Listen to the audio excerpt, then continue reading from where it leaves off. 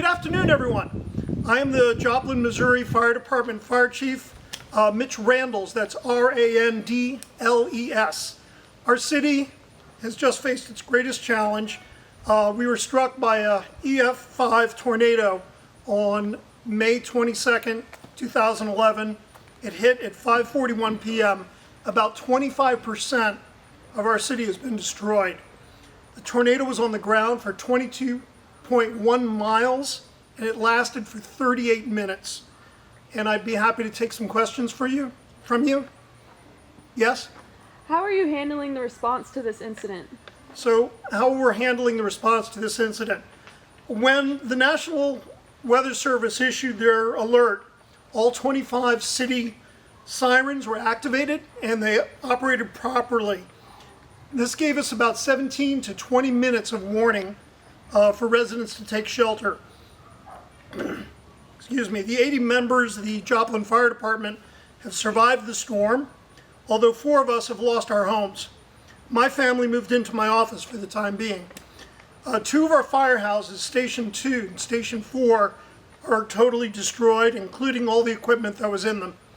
Our emergency manager, Keith Stamler, activated the Emergency Operations Center, or EOC, and neighboring departments are supplying mutual aid and help from Governor Nixon. Governor Jay Nixon declared a state of emergency for our city. Our department is conducting search and rescue operations along the 5-mile strip where the tornado ran through the city. And this is being made more difficult because the impact zone has very few landmarks, very few structures, no buildings, no road signs. So navigating is tricky. By nightfall on Monday, March 23rd, 17 people were rescued from the wreckage. Anybody else have a question? Yeah. Can your fire department handle this situation? And if not, then what are you doing? Okay, the Joplin Fire Department remains operational. All personnel are working. Some are using their personal vehicles to conduct surveys and rescue people. Our radio systems were recently upgraded and are functioning perfectly. Cell phone service, however, is out with some limited text messaging available inside the 6-mile strip. The tornado requires resources far beyond our fire department's current capabilities. Our members, along with the state police, the city police, other departments, are doing house-to-house surveys, and when possible, they're doing rescues. Buildings that are not safe to enter have been marked appropriately using the FEMA structures and hazards markings. I do understand President Obama has directed the FEMA to work with our state and local officials to support rescue and recovery. The President is also sending FEMA Administrator Craig Fugate to Missouri to make sure the state is getting the support it needs. The Deputy FEMA Administrator, Rich Serino, is traveling to Joplin to survey the area and meet with local and state officials. The President joined Governor Nixon and FEMA Administrator Fugate on May 29th when they visited Joplin. The weather conditions continue to be a challenge. We still have storm conditions and up to 40-mile-an-hour winds. Anyone else? Yeah. Yes. On casualties, how many people were injured and killed? Okay, injured and killed. Injuries totaled 1,150. The governor initially reported that there were 116 deaths, but he also said that number would go up. Unfortunately, he was right. Since 1950, when the National Oceanic and Atmospheric Administration began keeping records, this is the most deadly tornado that's ever existed. There were 183 patients at St. John's Regional Medical Center.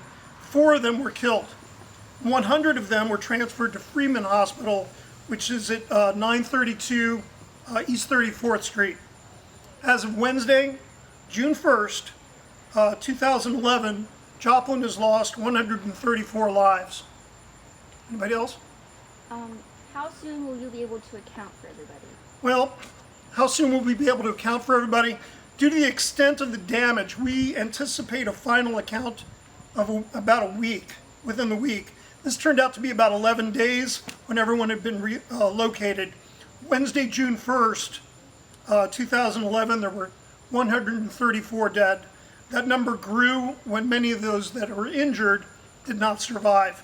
The final number is 162 deaths as of September 14th, 2011, when the Jasper County coroner, Rob Chappell, added 91-year-old Dorothy Johnson and 68-year-old Ronnie Holloway. Not good. Anyone else? What can relatives and friends do to check on the well-being of their loved ones? Okay, what you can do right now, the city is encouraging residents to use its Facebook page, which is Joplin City Government or at Joplin City. The American Red Cross has a website up, or you can call 417-659-5464. Now please avoid using the 911 system except for actual emergencies. I'd like to thank everybody, and we're going to meet back in a few weeks for another event. Welcome back.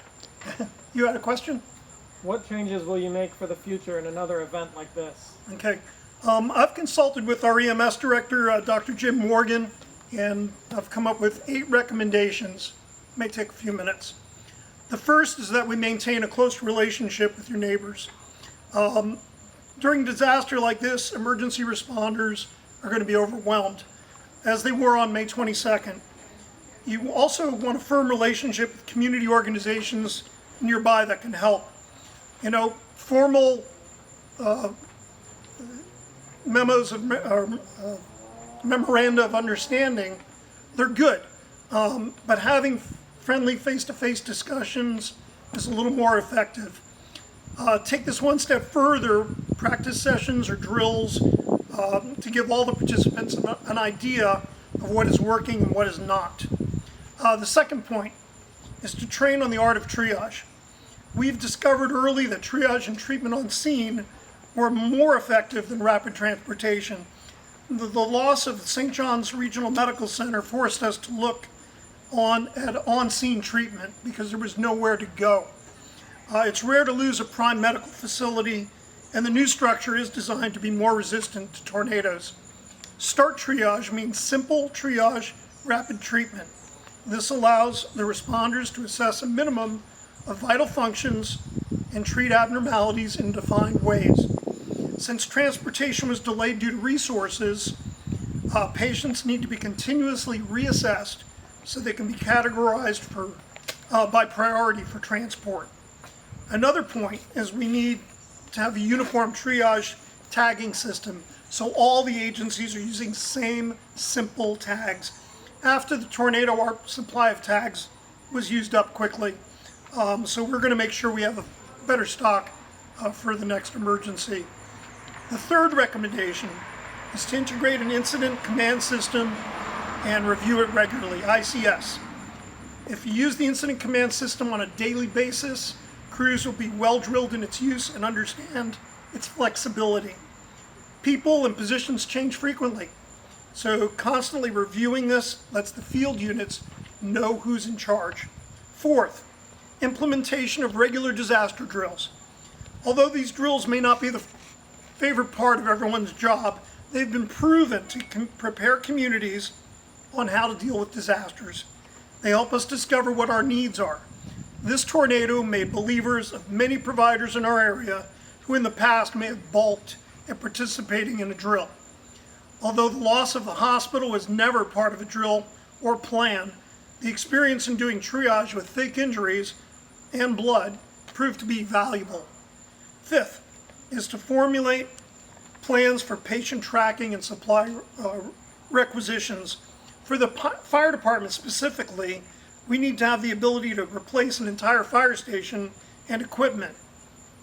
The easiest way is to keep paper logbooks for each patient transport unit. This should have a minimum of information so you can get multiple patients logged rapidly. For patients who cannot speak, identifying features and injuries will help with later identification. Tracking supplies can be done at a central dispensing location. A designated supply officer can track outgoing materials and receiving agencies or units. This will help with when it's time to recover reusable equipment. This will be a big help. Sixth is insisting on active EMS participation in a structured emergency operations environment. In Joplin, prior to May 22nd, emergency medical services were sometimes not included in key meetings. In addition, they need to have access and be familiar with the resources inside the EOC so they can participate in all the operations. The duties of the EMS representative need to be defined, and they may vary based on the emergency. The EOC should have a method of logging personnel, communicating with outside agencies, medical facilities, and change operational goals when needed. Number 7, we're almost there. So arrange a post-incident debriefing. The loss of a third of a city had an emotional factor that's difficult to measure or address. Disasters affect people in many ways. Post-incident debriefing sessions let the responders know they're not alone. Organizations may be consulted for critical incident stress management, CISM, or various agencies may be able to support this with their own teams.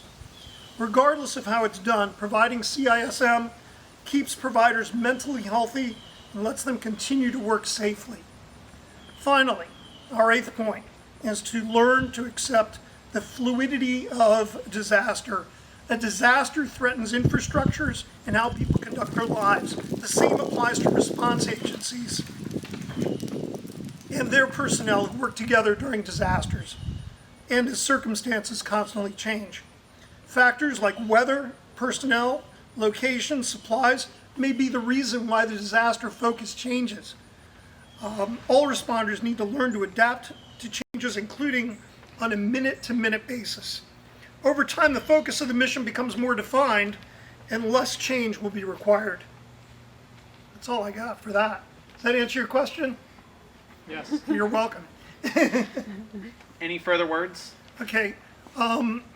Lastly, this disaster is going to remain a landmark case like the Great Chicago Fire of 1871, the Triangle Shirtwaist Factory of 1911, and the terrorist attack on September 11th, 2001. All of these incidents can be used as tools to educate responders and communities about disaster management. This tornado revealed a wide range of problems. Understanding that tornado prediction remains more of an art than a science, but has improved significantly. A tornado cannot be stopped. Its power must be respected and warnings must be heeded. Joplin is rebuilding, and as of 2018, reports are the city is thriving. One organization called Rebuild Joplin has worked with the city to use FEMA funds even more efficiently to help rebuild. And although many responders lost their homes, new structures will be built and are being built. Emergency shelters and higher quality construction improve their chances of survival for the next tornado, because there'll be another one. The community of Paradise, California was burned by the Camp Fire in 2018. They are looking at Joplin, Missouri as a model for how they're going to rebuild. Many in Paradise question whether they should even attempt it. And the fire destroyed most of their town. 6,700 structures were lost.